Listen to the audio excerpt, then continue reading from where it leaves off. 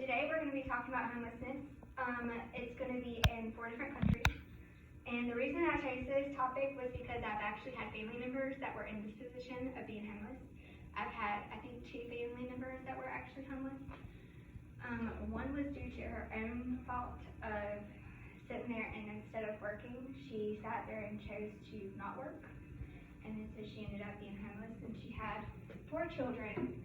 And actually my niece, or not my niece, but my cousins, they went to stay with my grandmother because she could not afford to take care of them.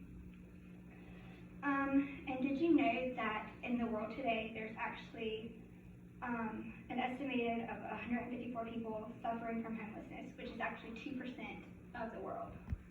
And even though the 2% doesn't seem like a lot, it's actually a lot. It's 154 million people. And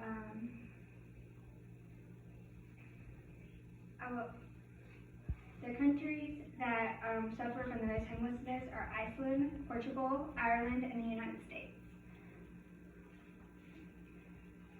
There are 5 different types of homelessness, which is up here as well. So I'm going to read from my note cards, but you guys can also see up here. There's rough sleeping, which is lying on the street, under a bridge, or any public place to sleep at night. And this is usually temporary or seasonal, which means that they only go and do this for a couple months at a time. And it shouldn't be no longer than that. They should be able to find a home within that moment. And there's pavement dwelling, pitching a tent in a public pavemented area. This type of homelessness is considered short to medium term, which means that it's anywhere between like 3 to 6 months. It shouldn't be no longer than a year, and it shouldn't even be a year.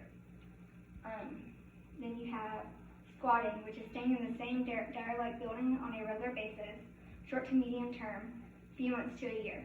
So this one is actually up to a year, and hopefully by a year time, they can actually find a permanent place to live. And then living in objectively poor, often dangerous dwellings, staying in boats, other floating platforms without security or services, and which fails all tests of adequacy, long-term or permanent.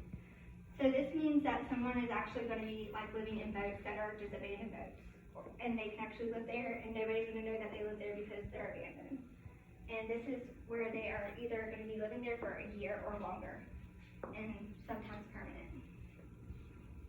Then you have refugee camps, which is living without the possibility of returning home, long-term or permanent.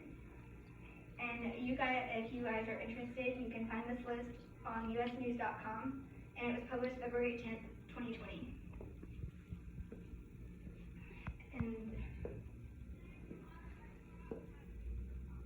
And even though in the world it's hard to find a precise number of people who are homeless, back in 2005, they actually made it to where they tried to find a global, they did a global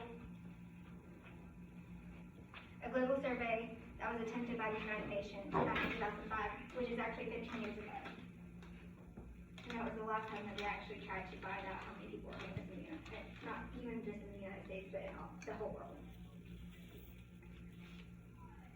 And since it is hard to provide an accurate number of homelessness in developing countries, it makes it so much harder to provide solutions.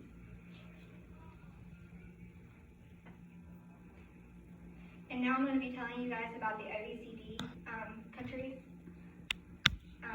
The OECD stands for the Organization for Economic Cooperation in Development Countries.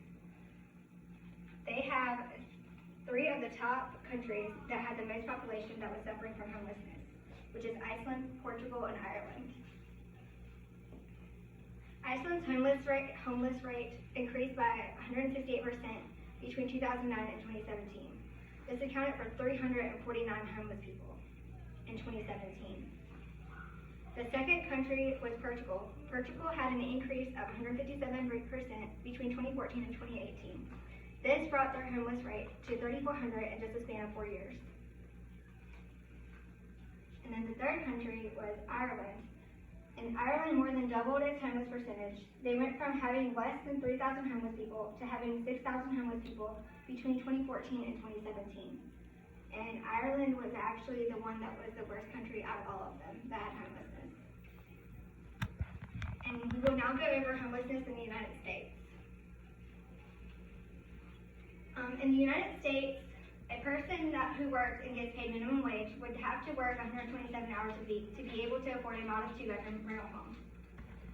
And then there is an estimation of 700,000 youth under the age of 18 who face homelessness. This is due to abuse, neglect from parents or guardians, parents with mental health problems, telling their parents that their sexual orientation is anything other than straight.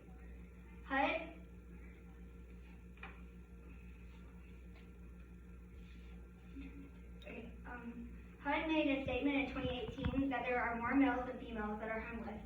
There were 60% more males than females that were homeless in 2018.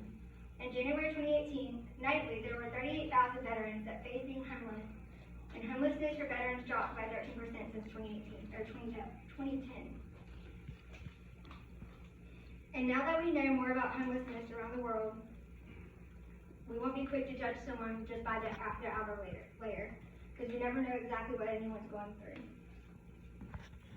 And just remember that even though there are some people that are homeless out there, it could have been someone that we once knew, but we can no longer recognize because of their outer appearance. Does anyone have any questions? Thank you, guys. Good job.